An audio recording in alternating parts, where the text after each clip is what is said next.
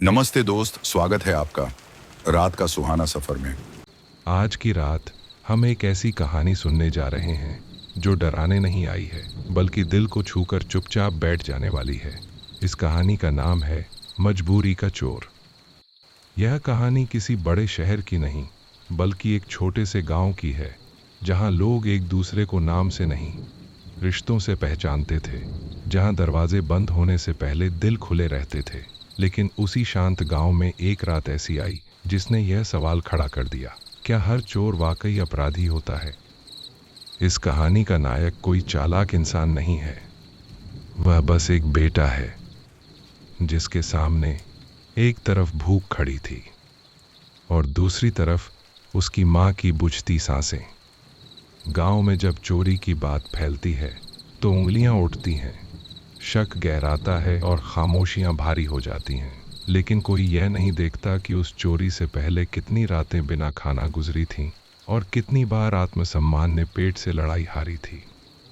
जैसे जैसे आप इस कहानी में आगे बढ़ेंगे, आपको कोई तेज सस्पेंस नहीं मिलेगा, कोई डरावना मोड़ नहीं आएगा, बल्कि आपको महसूस होगा एक भारी सा सन्नाटा जो दिल के अंदर उतरता चला जाता है। शायद आपकी आंखें भी कुछ देर के लिए ठहर जाएं और मन अनजाने ही किसी अपने को याद करने लगे। यह सिर्फ एक कहानी नहीं है, यह उस सच्चाई की परछाई है जिसे हम रोज देखते हैं लेकिन समझना नहीं चाहते। अगर ऐसी कहानियां आपको सोचने पर मजबूर करती हैं, दिल को हल्का करती हैं और मन के किसी कोने में चुपचाप बैठ जाती हैं, तो इस सफ़र में हमारे साथ बने रहिए। और हाँ, कमेंट में ज़रूर बताइए आप किस शहर या किस गांव से सुन रहे हैं और इस वक्त आपकी घड़ी क्या समय बता रही है। आपके हर शब्द से यह एहसास होता है कि आप कहीं सामने ही बैठे हैं, इस कहानी को महसूस कर रहे हैं। तो अब ज़रा ठहरिए, दिन भर की थकान को एक तरफ रख दीजिए, सांस को हल्का कीजिए और खुद को सौंप दीजिए उस कहानी को जहां चोरी से पहले इंसान टूटता है। क्योंकि अब हम चल पड़ते हैं उस गांव की ओर जहां एक मजबूरी ने एक सीधे इंसान को चोर बना दिया। सांझ ढल चुकी थी और गांव के ऊपर एक गहरी थकी हुई चुप्पी उतर आई थी। मिट्टी की पगडंडियों पर दिन भर के पैरों के निशान अब धुंधले पड़ने लगे थे। कहीं दूर से किसी बैल की धीमी रंभाहट सुनाई दे रही थी और पीपल के पुराने पेड़ की पत्तियां हवा के हल्के झोंकों से आपस में टकरा रही थीं। यह वही गांव था जहां हर सुबह एक दूसरे की आवाज़ से होती थी और हर शाम एक दूसरे की खबर लेकर ख़त्म होती थी। यहाँ कोई अनजान नहीं था, फिर भी हर किसी के दिल में कुछ ऐसी बातें थीं जिन्हें वह खुद से भी छिपा कर रखता था। इसी गांव के आखिरी छोर पर खेतों से सटी एक छोटी सी झोपड़ी थी जिसकी दीवारें समय से ज़्यादा मजबूरी से कमज़ोर हो चुकी थीं। उसी झोपड़ी के अंदर रामू बैठा था, चुपचाप, जैसे अपने ही मन की अदालत में खड़ा हो। रामू की उम्र ज़्यादा नहीं थी, लेकिन उसकी आंखों में बचपन कब का हार चुका था। उसके सामने मिट्टी की ज़मीन पर एक टूटी हुई थाली रखी थी जिसमें बस थोड़े से सूखे चावल पड़े थे। वह उन्हें देखे जा रहा था, मानो उनसे पूछ रहा हो कि क्या आज की रात ये उसका साथ देंगे। झोपड़ी के कोने में उसकी माँ खाट पर लेटी थी, सांसें तेज थीं, सीना ऊपर नीचे हो रहा था और खांसी की आवाज़ पूरे सन्नाटे को तोड़ रही थी। हर खांसी पर रामू का कलेजा जैसे किसी ने मुट्ठी में कस लिया हो। माँ की आंखें खुली, उसने बेटे की ओर देखा और हल्की सी मुस्कान लाने की कोशिश की। भूखा मत रहना बेटा, उसने कहा, जैसे वह जानती हो कि घर में कुछ बचा ही नहीं। रामू ने सिर झुका लिया। उसके पास जवाब नहीं था, बस एक भारी सी चुप्पी थी। पिछले साल तक जिंदगी इतनी कठिन नहीं थी। उसके पिता रोज सुबह ठाकुर के खेतों पर काम करने जाते थे और शाम को थके हुए सही लेकिन मुस्कुराते हुए लौटते थे। उस मुस्कान में भरोसा होता था कि कल भी काम मिलेगा, कल भी चूल्हा जलेगा। लेकिन एक दोपहर तपती धूप में पिता खेत में ही गिर पड़े। गांव ने कहा भगवान की मर्जी थी, ठाकुर ने कहा इलाज का पैसा तो दिया था, और रामू ने पहली बार समझा कि सच्चाई और तसल्ली अक्सर एक साथ नहीं चलती। पिता के जाने के बाद जिम्मेदारियां अचानक उसकी कंधों पर आ गिरीं। स्कूल छूट गया, सपने पीछे रह गए और हाथों में फावड़ा आ गया। वह मेहनत करता रहा, लेकिन इस साल बारिश ने भी जैसे मुंह फेर लिया था। काम कम हुआ, दिहाड़ी घट गई और ऊपर से माँ की बीमारी ने जैसे आखिरी उम्मीद भी छीन ली। उस रात रामू झोपड़ी से बाहर निकला। आसमान साफ था, तारे चमक रहे थे, लेकिन उसे लगा जैसे वे भी उसे घूर रहे हों। वह धीरे धीरे गांव की मुख्य गली की ओर बढ़ा। रास्ते में उसे वे घर दिखे जिनके आंगन में अनाज के बड़े बड़े मटके रखे रहते थे, जिनकी रसोइयों से हर शाम खाने की खुशबू आती थी। वह जानता था कि उन घरों में किसी एक दिन का खाना उसके पूरे हफ्ते को संभाल सकता है। उसके कदम अपने आप धीमे पड़ गए। मन में एक आवाज़ बार बार कह रही थी, यह गलत है, लेकिन दूसरी आवाज़ उससे भी ज़्यादा तेज थी, अगर आज नहीं किया तो कल क्या होगा। वह रुका। उसने अपनी मुट्ठियां भींच लीं। शर्म और डर उसके भीतर लड़ रहे थे। उसे याद आया कि बचपन में पिता क्या कहते थे, ईमानदारी ही इंसान की असली दौलत होती है। उस याद ने उसकी आंखें नम कर दी। लेकिन तभी माँ की खांसी फिर से कानों में गूंज गई। भूख सिर्फ पेट में नहीं थी, वह अब उसकी सोच में उतर चुकी थी। वह ठाकुर हरिदत्त के घर के पास पहुंचा। यह वही घर था जिसके पीछे एक छोटी खिड़की थी, जिसके बारे में गांव के कई बच्चों को पता था। रात गहरी थी, कुत्ते दूर कहीं भौंक रहे थे। रामू का दिल इतनी जोर से धड़क रहा था कि उसे लगा कोई भी सुन लेगा। उसने चारों ओर देखा, फिर कांपते हाथों से खिड़की के पास बढ़ा। अंदर अंधेरा था, उसे बस अनाज की बोरियों की आकृति दिख रही थी। उसने खुद से वादा किया, सिर्फ उतना ही जितना जरूरी है। वह आगे बढ़ा, बोरी में हाथ डाला और मुट्ठी भर अनाज निकाला। उस एक पल में उसे लगा जैसे उसने अपनी आत्मा का कोई हिस्सा गिरवी रख दिया हो। तभी भीतर से किसी के खांसने की आवाज आई। रामू का शरीर सख्त हो गया। हाथ से अनाज फिसलकर जमीन पर गिर पड़ा। उसे लगा जैसे सांस रुक गई हो। एक पल के लिए उसने सोचा कि अब सब खत्म हो गया, लेकिन फिर उसने खुद को संभाला और बिना पीछे देखे अंधेरे में भाग पड़ा। वह तब तक दौड़ता रहा जब तक पैरों ने जवाब देना बंद नहीं कर दिया। झोपड़ी में घुसते ही उसने दरवाज़ा बंद किया और दीवार से टिक कर बैठ गया। पसीना ठंडा पड़ चुका था, आंखों से आंसू बह रहे थे। थोड़ी देर बाद उसने उठकर अनाज को चूल्हे पर रखा। जब पहली बार घर में पकते खाने की खुशबू फैली तो माँ की आंखें खुल गईं। उसने कुछ नहीं पूछा, बस चुपचाप उस खुशबू को महसूस करती रही। रामू का मन किसी अजीब अपराध बोध से भरा हुआ था। खाना पेट में गया, लेकिन दिल भारी ही रहा। सुबह होते ही गांव में खबर फैल गई, ठाकुर के घर चोरी हो गई। लोग चौपाल पर इकट्ठा होने लगे। कोई गुस्से में था, कोई हैरान था और कोई मजे लेने में लगा था। ठाकुर की आवाज ऊंची थी, अगर आज चोर नहीं मिला तो यह गांव अपनी इज्जत खो देगा। रामू भी भीड़ में खड़ा था, सिर झुकाए। उसे लग रहा था जैसे हर नजर उसी पर टिक गई हो। किसी ने उसका नाम नहीं लिया, लेकिन उसका दिल जानता था यह शुरुआत है। कहानी अभी खत्म नहीं हुई थी, बल्कि अब असली इम्तिहान शुरू होने वाला था। गांव की उस सुबह में अजीब सी बेचैनी थी। सूरज तो रोज की तरह ही निकला था, लेकिन उसकी रोशनी में वह अपनापन नहीं था जो हर दिन गांव की गलियों में उतर आता था। चौपाल पर बैठे लोग अब हंसी मजाक नहीं कर रहे थे, बल्कि हर चेहरा किसी न किसी शक में डूबा हुआ था। किसी की नज़र पड़ते ही बातें रुक जाती, फुसफुसाहट शुरू हो जाती। रामू यह सब देख रहा था, लेकिन कुछ कह नहीं पा रहा था। उसे लग रहा था जैसे हवा भी उससे सवाल कर रही हो।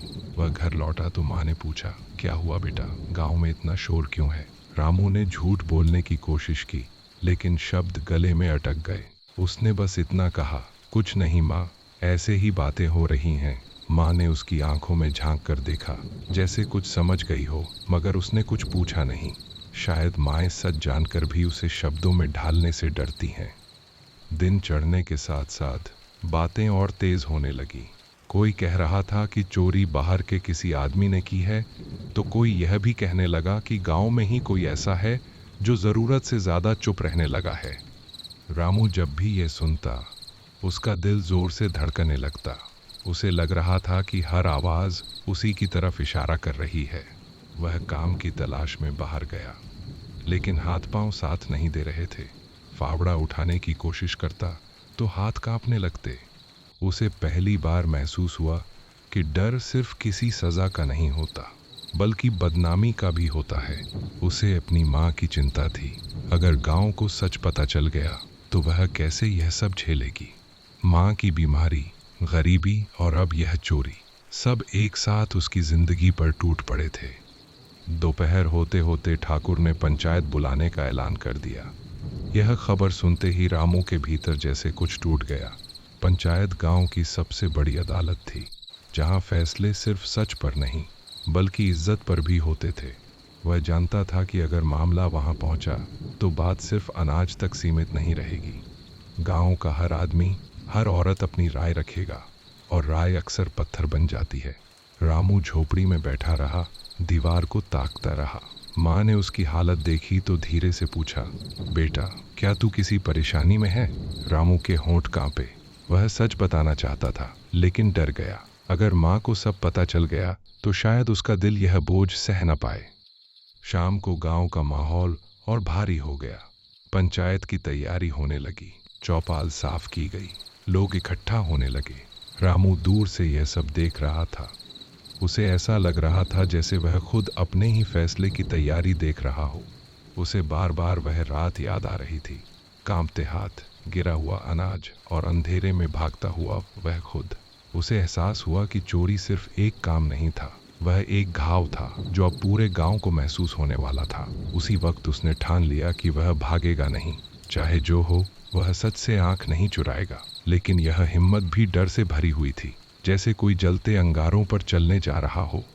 पंचायत के दिन सुबह से ही गांव में सन्नाटा था। लोग नहा धोकर, नए कपड़े पहनकर चौपाल की ओर जा रहे थे, जैसे किसी त्योहार की तैयारी हो। रामू भी माँ को पानी पिलाकर बाहर निकला। माँ ने उसका हाथ पकड़ लिया और कहा, जो भी हो बेटा, सच का साथ मत छोड़ना। यह सुनकर रामू की आंखें भर आईं। उसे लगा जैसे माँ सब जानती है, लेकिन फिर भी उसे टूटने नहीं देना चाहती। चौपाल पर ठाकुर बैठे थे, उनके साथ गांव के बुजुर्ग। सवाल जवाब शुरू हुए। हर आदमी अपनी बात कह रहा था। कोई बाहरी लोगों को दोष दे रहा था, कोई गरीबों की तरफ शक की निगाह से देख रहा था। हर शब्द रामू के दिल पर हथौड़े की तरह पड़ रहा था। जब पंचायत में एक बुजुर्ग ने कहा, गांव में कोई ऐसा है जो इन दिनों बहुत परेशान दिख रहा है, तो रामू से रहा नहीं गया। उसके पैर अपने आप आगे बढ़ गए। पूरे गांव की नजरें उस पर टिक गईं। वह कुछ पल खड़ा रहा, जैसे शब्दों को इकट्ठा कर रहा हो। फिर उसने कांपती आवाज में कहा, चोरी मैंने की है। यह सुनते ही चौपाल में सन्नाटा छा गया। कुछ लोगों के मुंह खुले रह गए, कुछ ने सिर हिला दिया, जैसे उन्हें पहले से अंदाजा हो। ठाकुर ने गुस्से से उसकी ओर देखा। क्यों? बस यही एक सवाल था, लेकिन उसमें सालों की ताकत और हैरानी भरी थी। रामू ने सिर झुका लिया और सब सच बता दिया। माँ की बीमारी, घर की हालत, भूख और वह रात। वह रोते हुए बोल रहा था, लेकिन उसकी आवाज में कोई बहाना नहीं था, बस एक थकी हुई सच्चाई थी। गांव के लोग खामोशी से सुनते रहे। कुछ औरतों की आंखें भर आईं, कुछ आदमी अब भी कठोर बने रहे। ठाकुर कुछ देर चुप रहे, फिर उन्होंने कहा, चोरी गलत है, चाहे मजबूरी हो या नहीं। यह सुनकर रामू को लगा जैसे अब सब खत्म हो गया। लेकिन उसी वक्त एक बुजुर्ग आगे बढ़े और बोले, गलत तो है, लेकिन यह लड़का अपराधी नहीं, हालात का मारा है। पंचायत में देर तक चर्चा होती रही। आखिरकार फैसला आया। रामू को सजा नहीं दी गई, बल्कि पूरे गांव ने मिलकर उसकी मदद करने का वादा किया। ठाकुर ने भी अनाज लौटाने की बात छोड़ दी और माँ के इलाज का इंतजाम करने को कहा। रामू की आंखों से लगातार आंसू बह रहे थे। ये आंसू डर के नहीं थे, राहत के थे। उसे पहली बार महसूस हुआ कि सच कभी कभी सजा नहीं, सहारा भी बन जाता है। गांव धीरे धीरे खाली होने लगा। लोग अपने अपने घर लौट गए, लेकिन उस दिन गांव कुछ बदल चुका था। रामू झोपड़ी की ओर लौटते हुए आसमान की तरफ देख रहा था। तारे वैसे ही चमक रहे थे, लेकिन अब उनके बीच उसे उम्मीद की एक हल्की सी रोशनी दिख रही थी। कहानी यहीं खत्म नहीं हुई थी, लेकिन आज के लिए इतना काफी था कि मजबूरी ने उसे चोर बनाया था और सच ने उसे फिर से इंसान बना दिया। गांव में उस फैसले के बाद जैसे हवा का रुख बदल गया था। लोग अपने अपने घर लौट तो गए थे, लेकिन मन में कुछ नया लेकर। पहले जहां हर नजर शक से भरी रहती थी, अब वहां एक अजीब सी शर्म और सोच का सन्नाटा था। जिन गलियों में फुसफुसाहटें थीं, वहां अब धीमी बातचीत होने लगी थी। कुछ लोग रामू के लिए दुख महसूस कर रहे थे, तो कुछ अब भी अपने भीतर यह सवाल दबाए बैठे थे कि क्या मजबूरी हर गलती को माफ कर सकती है। रामू खुद भी इस बदलाव को समझ नहीं पा रहा था।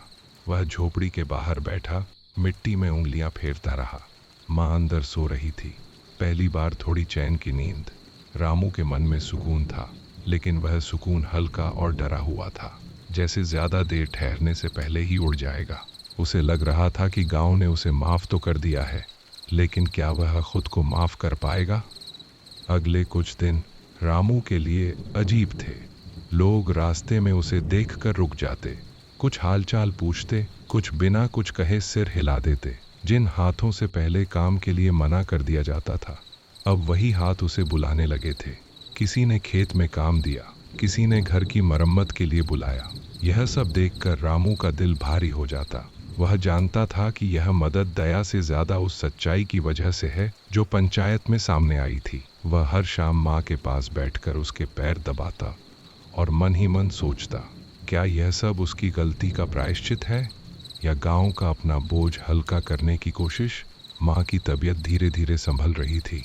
दवाइयों का असर दिखने लगा था और रामू के भीतर उम्मीद की एक नाजुक सी डोर बंधने लगी थी। लेकिन गांव की यादें जल्दी पीछा नहीं छोड़ती। कई रातें ऐसी थीं जब रामू को नींद नहीं आती। जैसे ही आंखें बंद करता, वही रात सामने आ जाती। अंधेरा, कांपते हाथ, गिरा हुआ अनाज।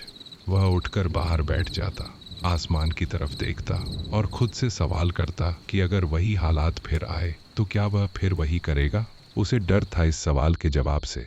गांव की चुप्पी में अब उसे सुकून नहीं, बल्कि अपनी ही अंतरात्मा की आवाज सुनाई देती थी। वह समझने लगा था कि सच बोल देना अंत नहीं होता, बल्कि उसके बाद की जिंदगी असली परीक्षा होती है। सच के साथ जीना, उसे हर दिन साबित करना, यह उससे कहीं ज्यादा मुश्किल था। धीरे धीरे गांव में एक और बदलाव दिखने लगा।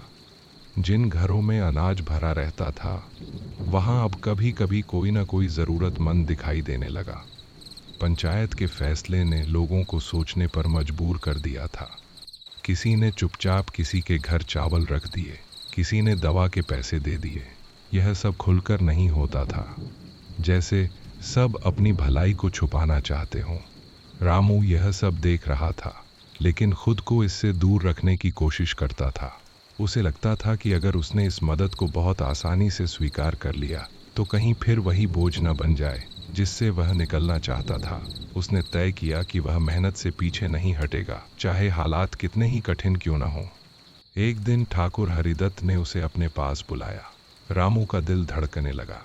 पुरानी यादें फिर से सिर उठाने लगीं, लेकिन ठाकुर की आवाज में अब वह सख्ती नहीं थी। उन्होंने बस इतना कहा, काम करना है तो खेत खुले हैं, और अगर कुछ चाहिए तो सीधे कहना। यह सुनकर रामू को पहली बार महसूस हुआ कि ताकत सिर्फ डराने में नहीं, समझने में भी होती है।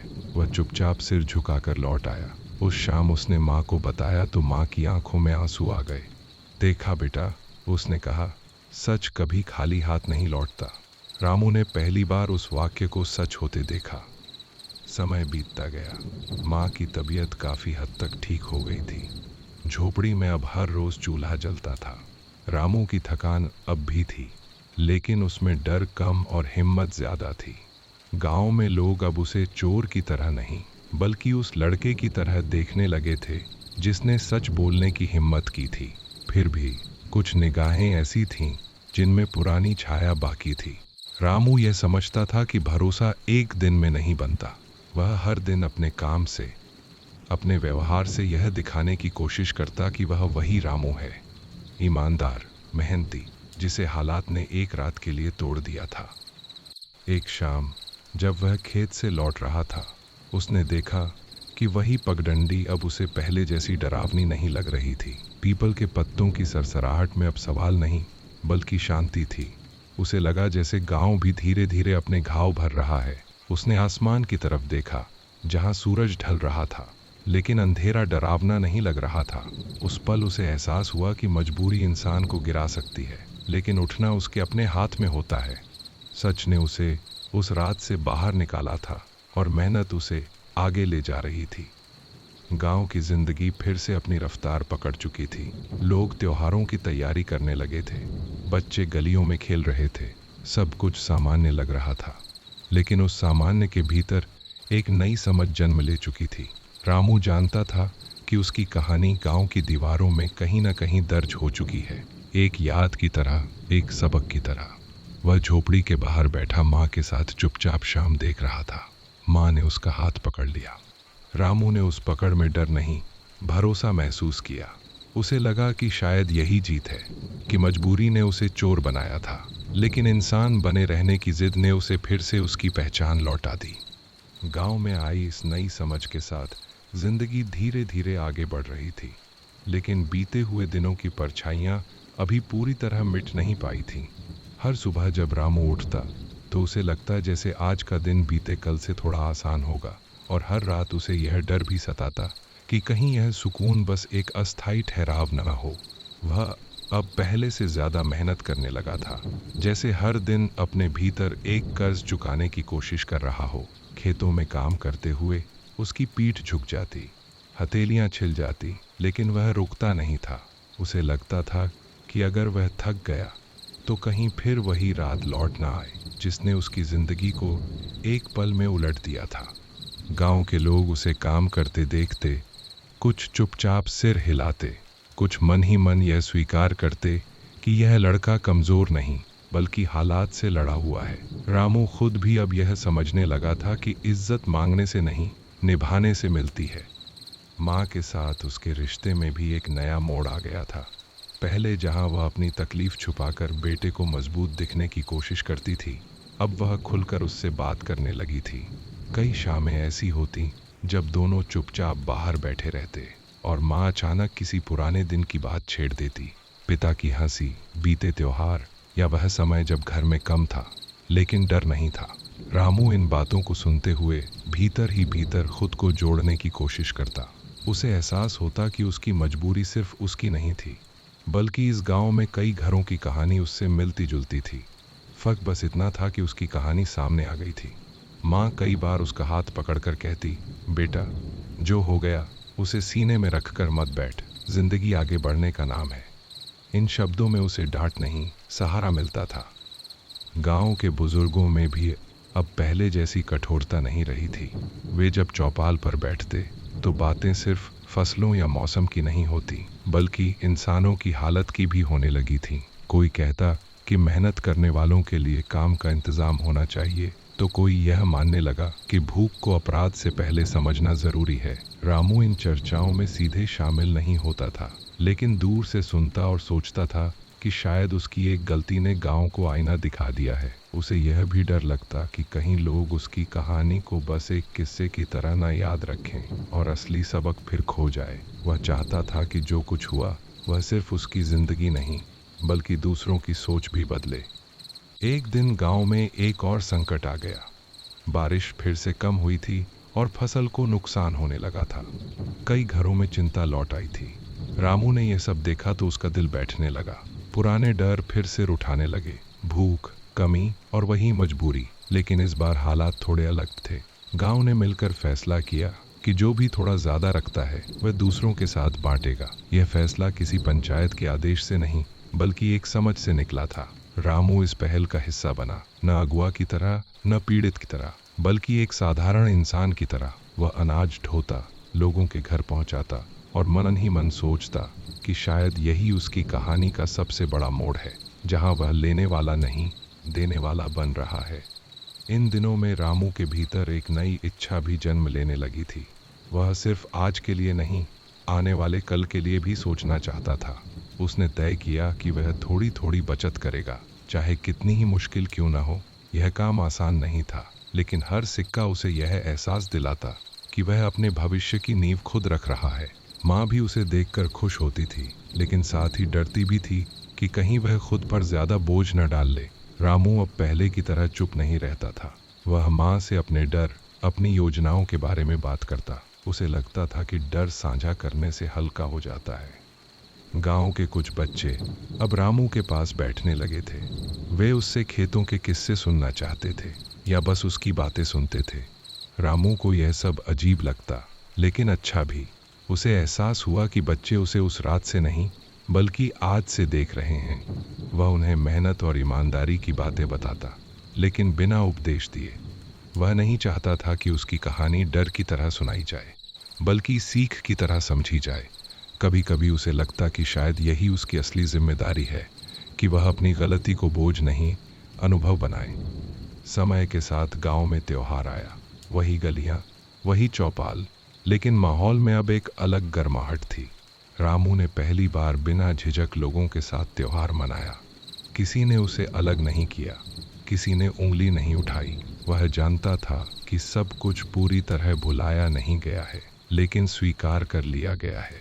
उस रात जब उसने माँ के साथ दीपक जलाया तो उसकी आंखें भर आईं। उसे लगा कि यह रोशनी सिर्फ दिए की नहीं, बल्कि उस अंधेरे की जीत है जिसने कभी उसे घेर लिया था।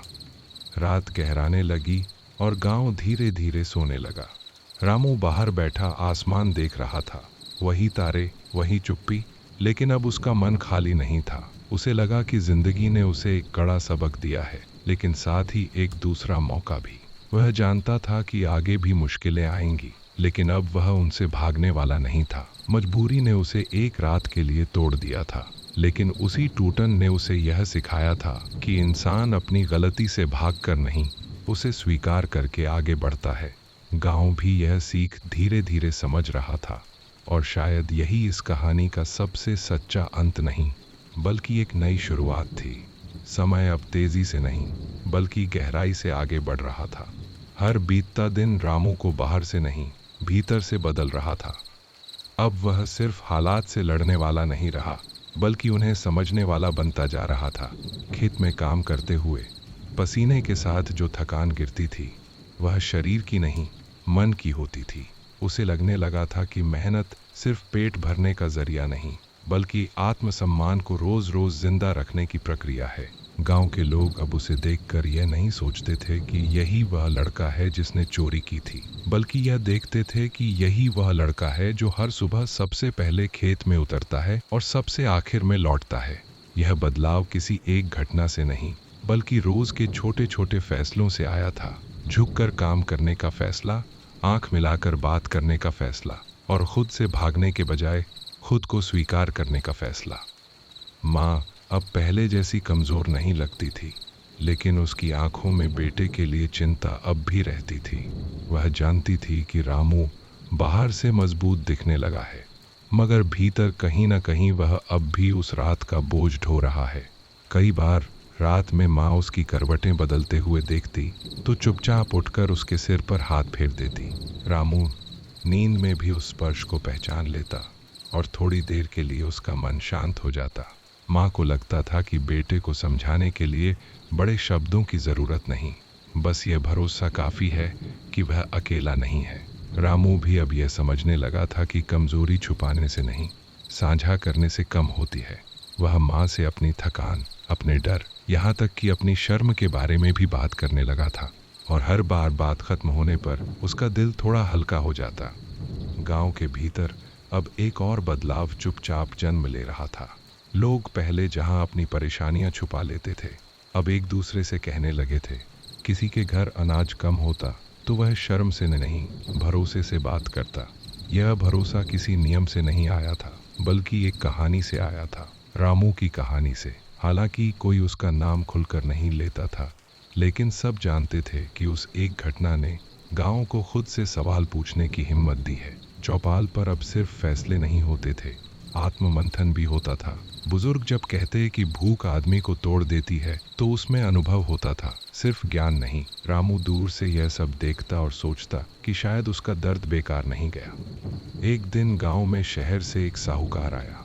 वह लोगों को उधार देने की बात करने लगा, मोटे ब्याज के साथ। कुछ लोग उसकी बातों में आने लगे, क्योंकि जरूरत फिर से सिर उठा रही थी। रामू यह सब देखकर बेचैन हो गया। उसने पहले भी ऐसे हालात देखे थे जहां मदद के नाम पर नई बेड़ियां पहनाई जाती थीं। उसने हिम्मत जुटाकर कुछ लोगों से बात की, उन्हें अपने अनुभव बताए, कैसे कमी इंसान को गलत रास्ते पर धकेल सकती है और कैसे उस रास्ते से निकलना आसान नहीं होता। वह उपदेश नहीं दे रहा था, बस अपना सच रख रहा था। कुछ लोग समझ गए, कुछ ने फिर भी साहूकार का रास्ता चुना।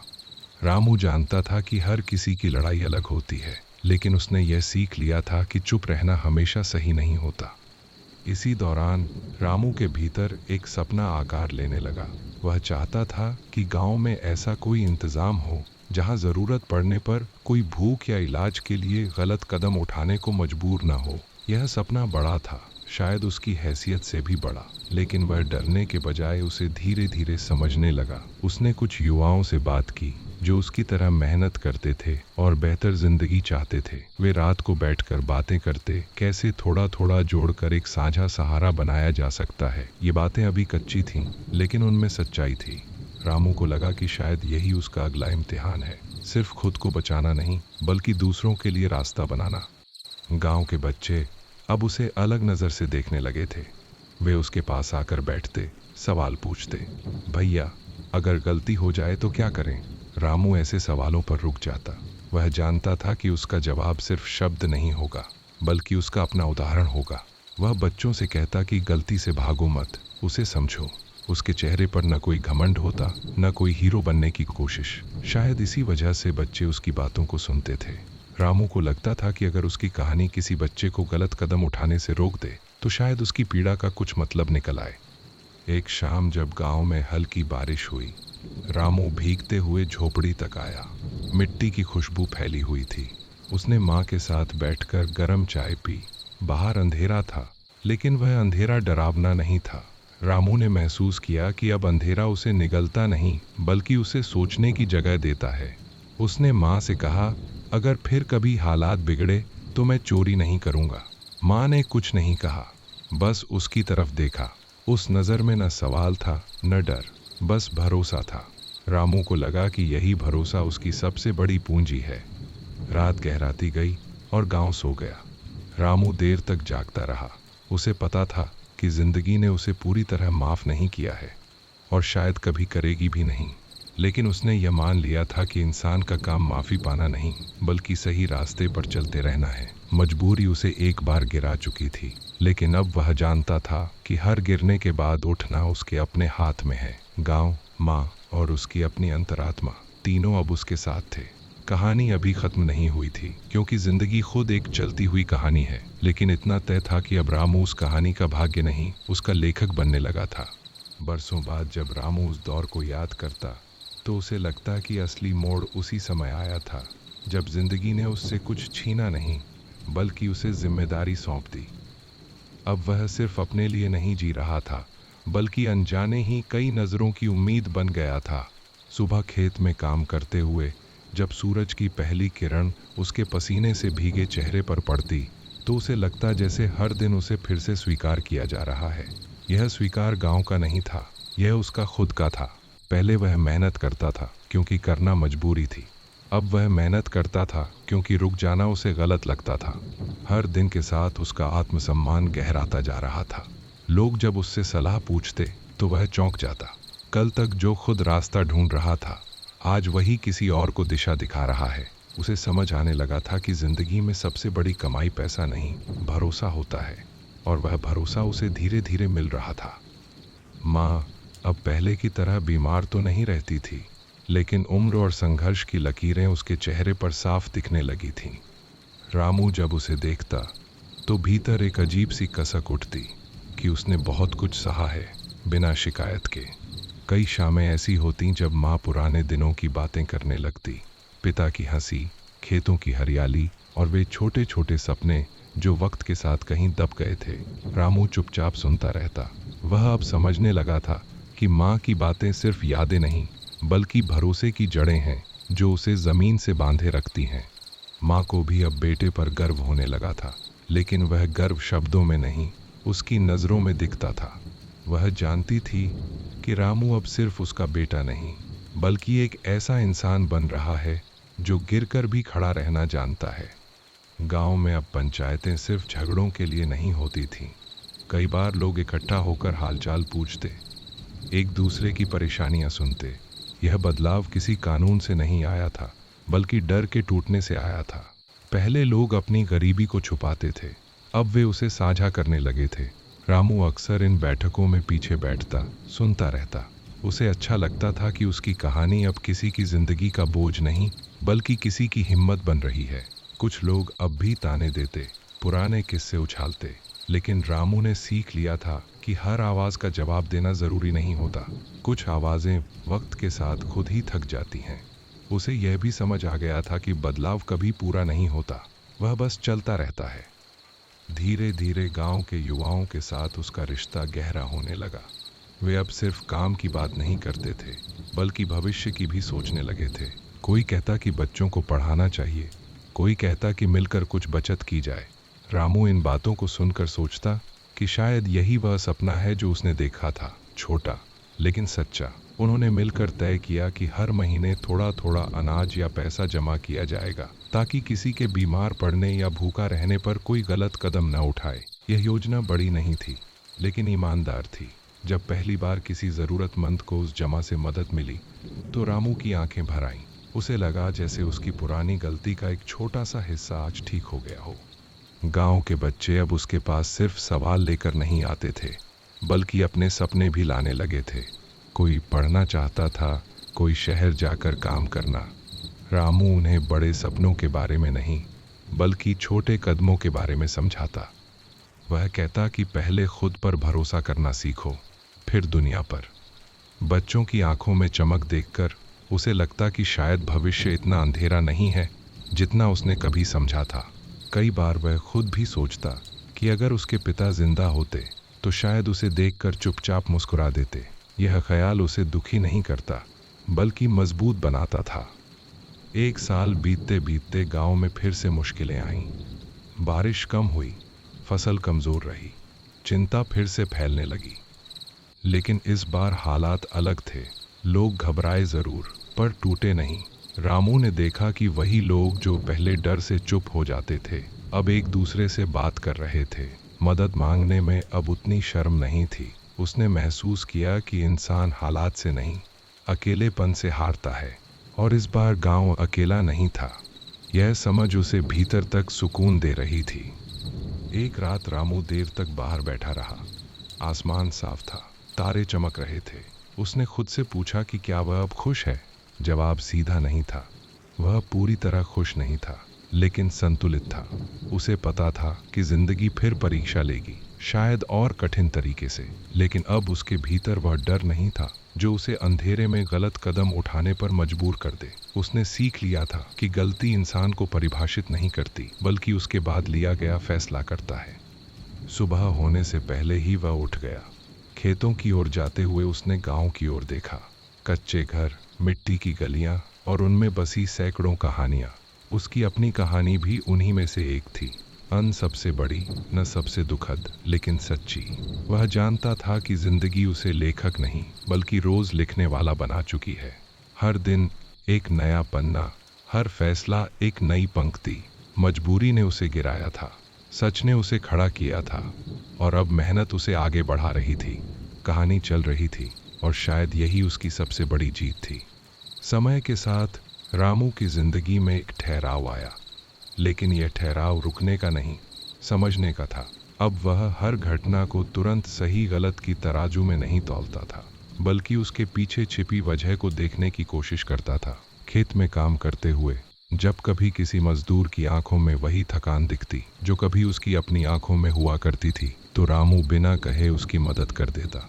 उसे एहसास हो गया था कि इंसान को सबसे ज्यादा जरूरत सहानुभूति की होती है, उपदेश की नहीं। गांव में धीरे धीरे यह बात फैलने लगी कि रामू से बात करने पर हल्का महसूस होता है। वह कोई बड़ा ज्ञानी नहीं था, बस ध्यान से सुन लेता था और शायद यही सुनने की आदत उसे दूसरों से अलग बनाती जा रही थी। वह जान गया था कि कभी कभी किसी का दर्द सुन लेना उसे आधा कम कर देता है। माँ अब अक्सर कहती थी कि घर में पहले जैसी खामोशी नहीं रही। वह खामोशी जो डर से भरी होती है उसकी जगह अब थकान भरी शांति ने ले ली थी। माँ जब सुबह उठती तो उसे यह चिंता नहीं सताती कि आज चूल्हा जलेगा या नहीं। यह छोटी सी राहत रामू के लिए किसी इनाम से कम नहीं थी।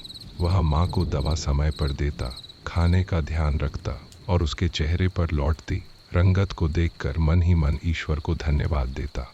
कई बार माँ उसके माथे पर हाथ रखकर बस इतना कहती तू बहुत बड़ा नहीं बना बेटा, लेकिन सच्चा बन गया। यह वाक्य रामू के दिल में गहरे उतर जाता, क्योंकि वह जानता था कि सच्चा बनना आसान नहीं होता।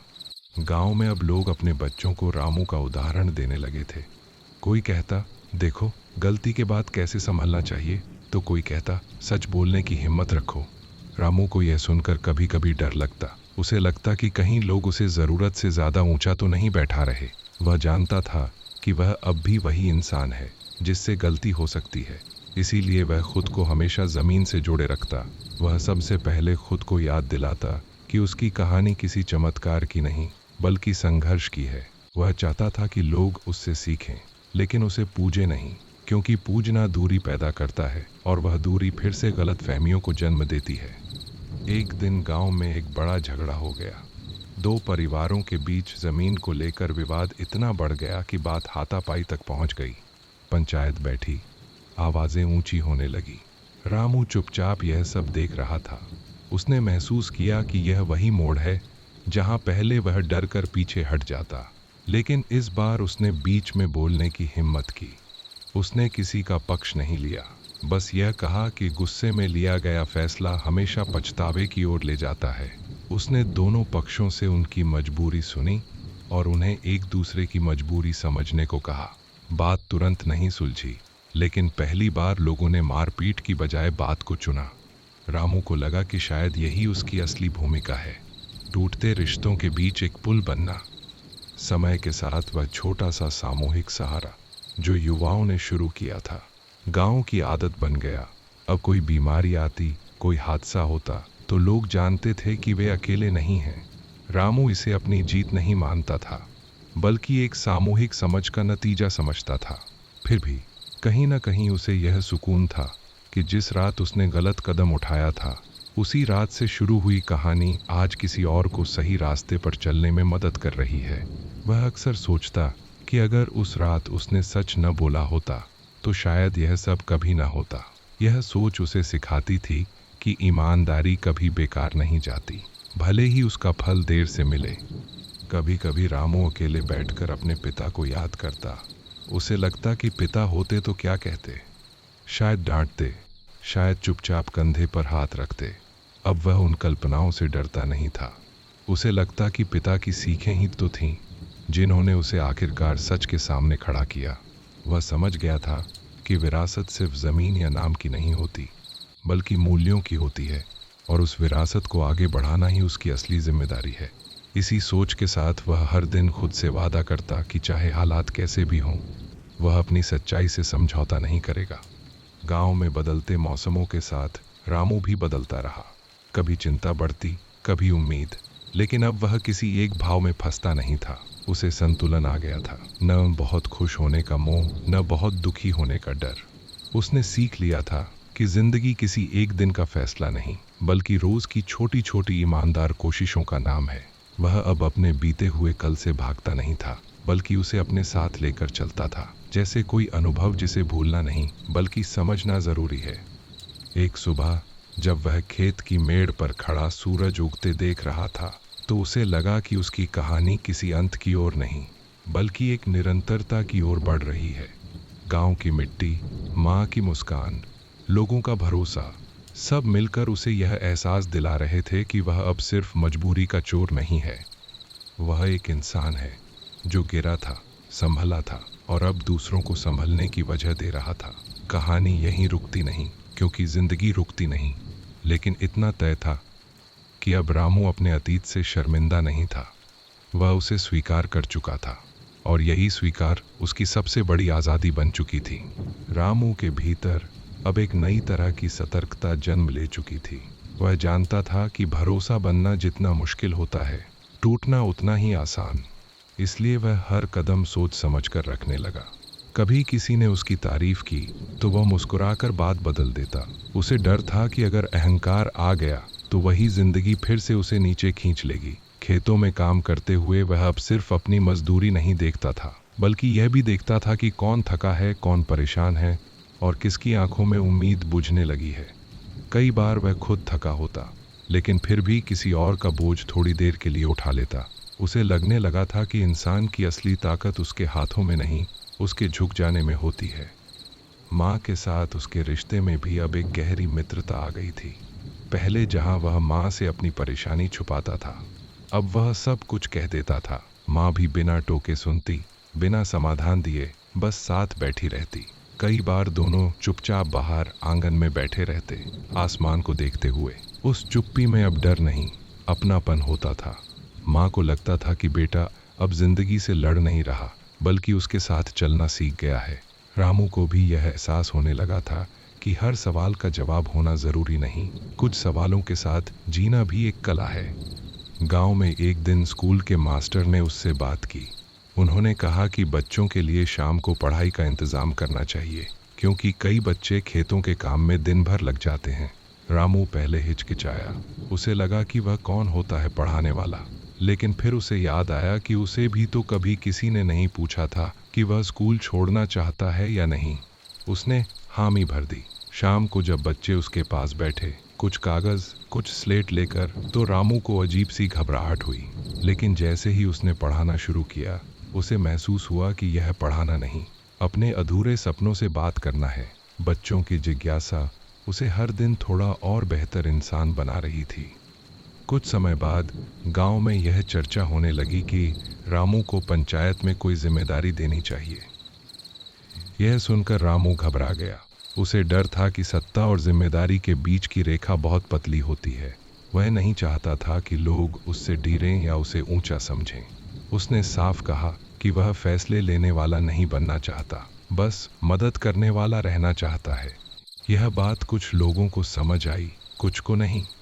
लेकिन रामू ने पहली बार महसूस किया कि ना कहना भी उतना ही जरूरी है जितना हाँ कहना।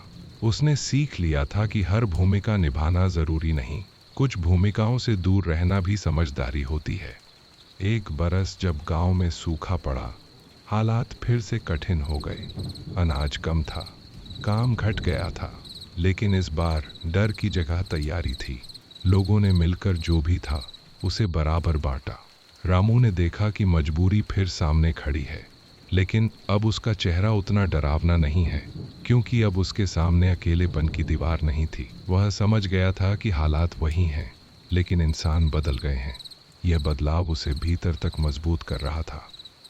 कभी कभी बाहर से गुजरने वाले लोग गांव की इस एकता को देखकर पूछते कि यह सब कैसे हुआ। रामू जवाब देने से बचता। वह नहीं चाहता था कि कहानी किसी एक नाम से जुड़ जाए। उसे लगता था कि अगर यह सब किसी एक व्यक्ति का श्रेय बन गया, तो बाकी लोग खुद को उससे अलग मानने लगेंगे। वह चाहता था कि यह कहानी गांव की रहे, किसी नायक की नहीं, क्योंकि नायक गिरते हैं और गांव को गिरने का डर वह दोबारा नहीं देना चाहता था। रातों में अब भी कभी कभी उसे वही पुरानी बेचैनी घेर लेती, लेकिन अब वह उससे भागता नहीं था। वह जानता था कि यह बेचैनी उसे याद दिलाने आती है कि वह कौन था और अब कौन है। वह उठकर बाहर बैठता, ठंडी हवा को महसूस करता और खुद से कहता कि रास्ता आसान नहीं है, लेकिन साफ है। उसे अब अपनी कमजोरियों से नफरत नहीं थी, वह उन्हें अपने साथ लेकर चलता था, जैसे कोई नक्शा जो बताता है कि कहाँ कहाँ ठोकर लग सकती है। समय आगे बढ़ता रहा, गांव बदलता रहा और रामू भी। लेकिन एक बात जो नहीं बदली, वह थी उसका यह यकीन कि इंसान को उसकी सबसे बुरी गलती से नहीं, बल्कि उसके बाद चुने गए रास्ते से पहचाना जाना चाहिए। मजबूरी ने उसे एक बार चोर बनाया था, समाज ने उसे माफ किया था, लेकिन असली माफी उसने खुद को दी थी, और उसी माफी ने उसे आजाद कर दिया था। इतना आजाद कि अब वह डर के बिना, शर्म के बिना अपनी पूरी इंसानियत के साथ जी पा रहा था। कहानी अभी भी चल रही थी, लेकिन अब वह कहानी नहीं, एक शांत सी सच्चाई बन चुकी थी।